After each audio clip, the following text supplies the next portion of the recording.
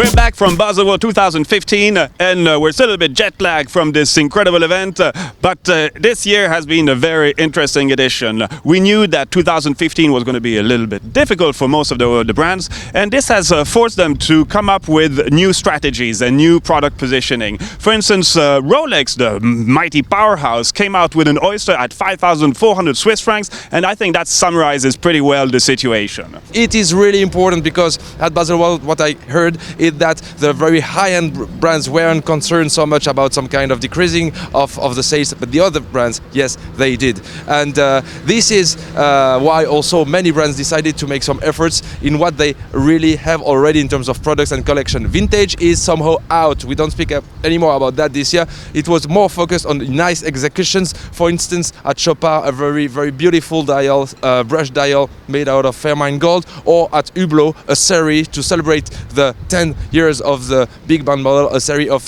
1 million Big Bang watches. So this was somehow, yeah, make you do, make it well.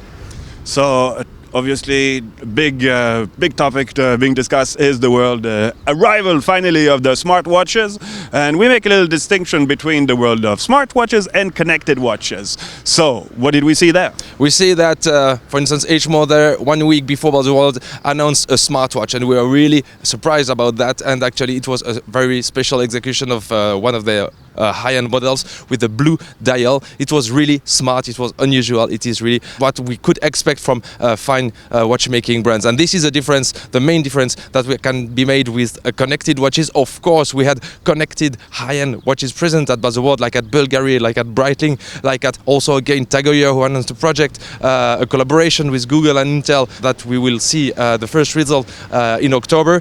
But this is the main difference, and this brings us to some kind of concept that appeared recently on the internet, which is the Luxotronics concept.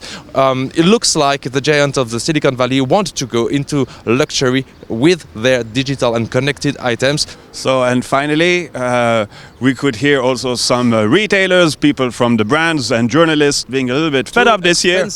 Yes, it was. Things are getting a little bit way out of hand, and in today's world, when you don't necessarily need to travel to know information, because of people like us, for instance, with our video reports, organizers should be a little bit careful in how they manage the event, because people are just getting fed up, and you could really feel it this year.